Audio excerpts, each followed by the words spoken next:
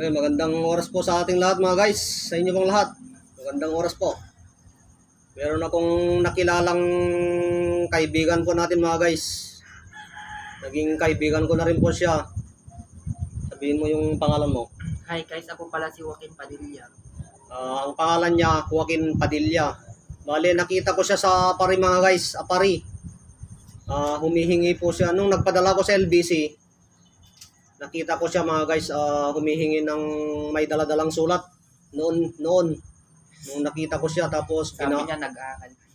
tapos nakita ko yan, humihingi ng tulong, tapos Pang-allowance niya daw. sa kanyang para matustusan yung Pag-aaral. pag-aaral niya. Nakita ko sa LBC mga guys, kasi nagkataon nagpadala ko noon doon.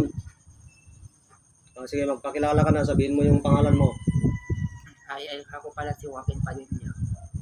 Siya si Joaquin Padilla mga guys. Bale, nagtitinda siya ng mga gulay-gulay dito sa parte ng Cagayan Valley mga guys. Pero hanggang dito lang po sa parte ng Lalo, Cagayan, Magapit, Alilino, Barangay Alilino, Camalanyugan, dito sa Gonzaga, Cagayan, Santa Teresita, Cagayan. Tapos dito sa Dugo, Camalanyugan, o Bulala, Camalanyugan. Yan mga guys, kung makita nyo po si Joaquin Padilla mga guys, sa mga lugar na yan, nakikita nyo, nagmomotor po siya. Nagre-renta ng motor. O nagrerenta ng motor para May pang-allowance. meron siyang pang-allowance, matustusan niya yung Pag-aaral. pag-aaral niya kasi nagse-self-supporting mga guys. Sabihin mo yung mga binebenta mong gulay. Ito pala yung binibenta kong gulay. Meron ding okra, meron ding talong kalabasa, at saka ampalaya at dahon-dahon. Yan mga guys. Tulungan po natin mga guys kapag makita po natin sa mga palengke. Tingnan niyo po yung mukha niya mga guys ha. Nagtitinda po siya dyan sa Lanlo, Magapit, Barangay Alilino, Apari, Cagayan, dito sa Gonzaga, Cagayan, Santa Teresita, Cagayan, dito sa Dugo o Barangay Bulala, Cagayan. Yan. Saka dito sa parte ng Camalanyugan mga guys, maraming barangay po dito sa amin, Camalanyugan, Cagayan. Bale, kung makita nyo po siya mga guys, ito po yung mga binebenta niya. Mga gulay-gulay po. Kaya pag makita po natin siya mga guys, tulungan po natin siya para matustusan niya din po yung pag-aaral niya mga guys. Yan mga guys oh. Yan po yung mga binebenta niya. Okra po, okra. Masarap naman. Yan, napakasarap po yan mga guys. Mga gulay. Saka maganda yung mga okra niya mga guys oh. Oh. Madali lang mo kasi yan. Oo.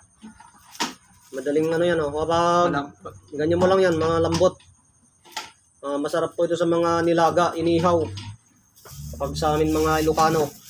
Ano pa yung mga binebenta mo? Mga talong, kalabasa. Saka ampalaya na bunga kung meron. Ampalaya na bunga. Meron pa yung labong saka yung dahon. Labong pa pala mga guys, labong. Ampalaya, yung alam mo yung labong na yung parang dahon. Dahon ng ibigay ko kan dito. Dahon ng kalabasa? Hindi dahon ng yung ganito, yung ganito rin na madulas din pag maluluto. Yung saluyot na dahon. Oo. Yung ganito po na saluyot na dahon. Ito saluyot na po kasi okra to. Masarap kasi lagay sa labong. Okra na bunga ito mga guys. Meron pang okra na saluyot na. Saluyot po ang tawag po kasi namin doon sa dahon na yun. Saluyot na dahon. Ito saluyot na bunga. Yan. Yan yung mga binibenta niya mga guys. Mga talong, mga labong. Minsan may ampalaya ka pa no? Ampalaya. Yung bunga na mahaba na ganun. Ampalaya, bunga tapos ampalaya na dahon ano? Oo. Yan mga guys po yung mga binebenta niya ha. Tingnan niyo po mabuti yung mukha niya mga guys kapag makita niyo po sa daan. Pwede niyo po siyang parahin mga guys. Kasi nagmo-motor po siya. Nagre-renta ng motor. Nagre-renta ng motor para matustusan niya po yung pag-aaral niya po. Working student kasi. Bale, ang lumalabas sa kanya mga guys ay working student. Kaya minsan kapag wala siyang klase mga guys ay Kapag nakauwi na siya sa klase, o kapag wala na siyang klase, nakauwi na siya, tapos na yung klase niya, ay nagbebenta siya mga guys ng mga gulay-gulay. kung meron pa akong ibebenta, nagbebenta.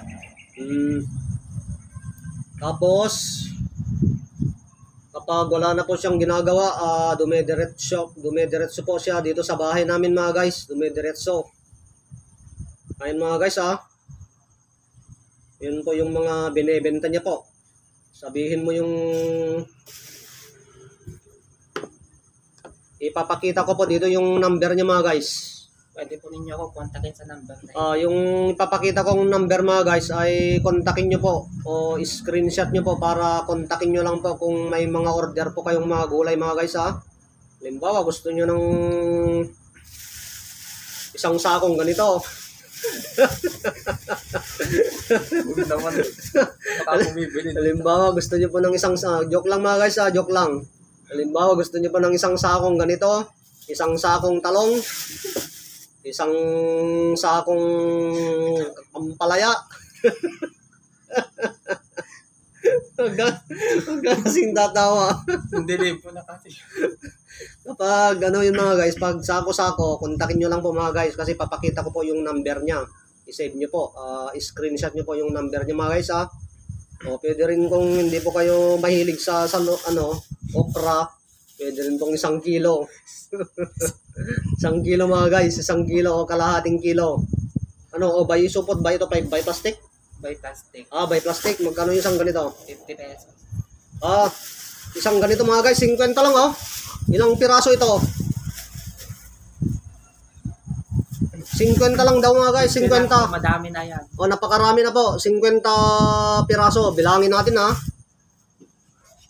Bilangin natin mga guys Bilangin natin. Para walang daya-daya mga guys yan po yung laman ng okra po na 50 pesos na binebenta niya. 2, 4, 6, 8, 10. 10. 2, 4, 12, 14, 16, 18, 20, 22, 24, 26, 28, 30, 30, 32, 34, 36, 38, 40, 42, 44, 46, 47, 48. Ayun mga guys, 48. Bale, kulang pa siya ng 2, abonado. Abonado siya mga guys. Pero okay na rin po yun mga guys, mura na po yun. Hindi kasi papareho yung kalaki at malilit kasi yung mga iba guys. Kung minsan po kasi mga guys ay nagtataas po yung presyo niya. Pero binilang lang po natin yung 50 pesos niya. Malay nyo, isang araw magiging 60 piraso o 70 piraso ito. Depende sa kalaki niya. Depende sa daw kasi mga guys, kaliit niya sa kalaki niya. Halimbawa, dalawang ganito kahaba. Siyempre magiging ito, divided by 2. Katumbas ng ganito. Yan. Importante mga guys, marami po yung 50 mga guys. 50 marami. 47 ang binilang po natin. 47 piraso. Dalawa lang. Ay, 48 pala, 48. Dalawa lang para 50. Parang piso isa ang haba ayaw nyo pa yan mga guys. Mura na po yun. Tapos kapag magtipid-tipid po tayo mga guys, mag-ihaw lang po kayo ng magkakasing tatawa. Kapag nag-iisa lang po tayo sa buhay mga guys, pwede nyo pong mag-ihaw ng 2. Isa.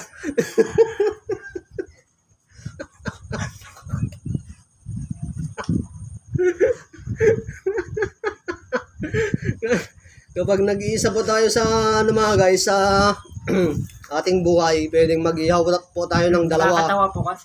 Kung pwede po tayo mag-ihaw ng dalawa, tapos isaw-saw po natin sa bagoong kung nagtitipid po tayo mga guys. Joke lang mga guys Joke lang po. Joke lang. Huwag po nating seryosohin. Nakakatawa kasi. Sige mga guys, ipapakita ko po yung number niya mga guys Saglit lang po mga guys. Ipakita ko po yung number niya para i-save nyo po at kontakin nyo po siya kung mag-order po kayo ng mga kung sako-sako ba o kilo-kilo, yan. Kilo-kilo na lang. Yan mga guys. Para, hindi naman pwede kapag maraming masyado. Kapag sako-sako ng mga guys, nakikiusap po ako sa inyo mga guys, nakikisuyo po ako sa inyo. Kung sako-sako na po yung order niyo mga guys ay pwedeng i-send nyo o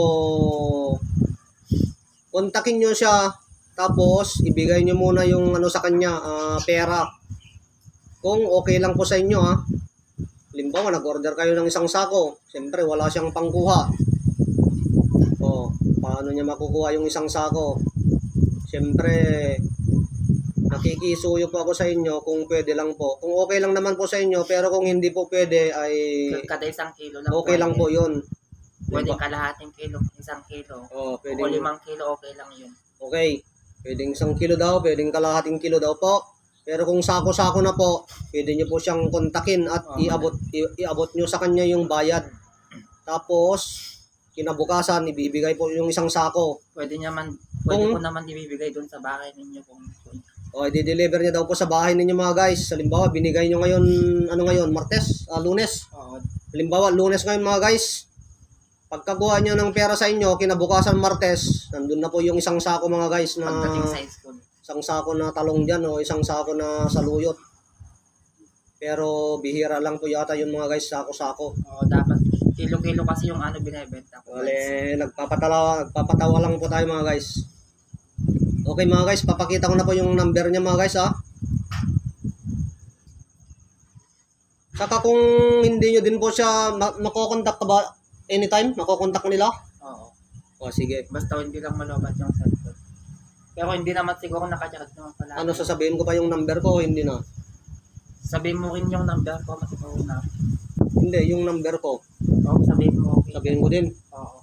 Sige, sasabihin ko din. Sige, ipapakita po namin yung number niya mga guys para i-screenshot nyo po at i-save nyo po mga guys. Para kung may order po kayong mga gulay-gulay, talong, kalabasa, okra, ampalaya, kahit anong gusto nyo mga guys. Basta mag-order po kayo sa kanya. Kontakin nyo lang po sa kanyang number mga guys. Ito po yung number niya mga guys. Globe ba yung Globe? Globe po yun mga guys. Globe. Ayan mga guys, yung number niya po mga guys 0995 0021 148 0995 0021 148. Yan mga guys yung number niya. I-screenshot nyo pa mga guys. I-screenshot po. Yan. Tawagan nyo lang po siya mga guys Tawagan nyo po siya o i-text po. Baka kung nagmomotor siya mga guys ay hindi niya po masagot yung tawag nyo. Kung hindi nyo po siya makontak agad mga guys ay minsan po nalobat yung cellphone niya mga guys at nag-charge lang po. At kung hindi niya masagot agad yung tawag mga guys ay nagmomotor po siya. At saka nandun sa school nila. O nandun po sa school pa lang siya na nag-aaral. Kasi saka lang po siya makapagbenta, makapagtinda, makapag-cellphone kapag nakauwi na siya mga guys galing sa eskwelahan o sa school. Yan po yung number niya mga guys yan mga guys yung number niya po. Yan. Okay mga guys, ipinakita pa na po namin yung number niya mga guys Ipinakita na po namin yung number niya. Ulitin ko mga guys. 0995 0021 148. Globe yun mga guys, Globe. Anong sasabihin mo? Ito guys yung number ko, 0995-002-1148. Yan. Ulit, 0995-002-1148. Oh, ulitin ko yung sinabi niya. 0995-002-1148. Okay? Tama yun. Tama.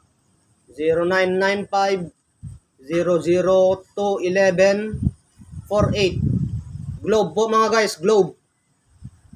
Yan, pwede nyo po siyang i-text O kontakin. o tawagan. Kontakin nyo po siya dito sa number niya mga guys Siya po si Joaquin Padilla. Bale, nagwo-working student po siya mga guys. Working student para matustusan po yung Pag-aaral. pag-aaral niya. Nagtitinda-tinda po mga guys ng mga gulay po. Pagdating ko sa school, nagtitinda ako ng gulay. Pagdating niya sa school daw ay nagtitinda ng gulay. Ano, paano mo tayo? Sige. Okay mga guys, kapag makita niyo po siya mga guys, ay bibili po kayo ng gulay niya mga guys. Maraming salamat po sa inyong lahat mga guys. Dito lang po sa ito parte ng Cagayan. Dito sa sasabihin kong mga lugar. Lalo Cagayan, Magapit, Apari Cagayan, Alilino. Barangay Alilino, Camalanyugan, Barangay Agusi, Camalanyugan. Apari.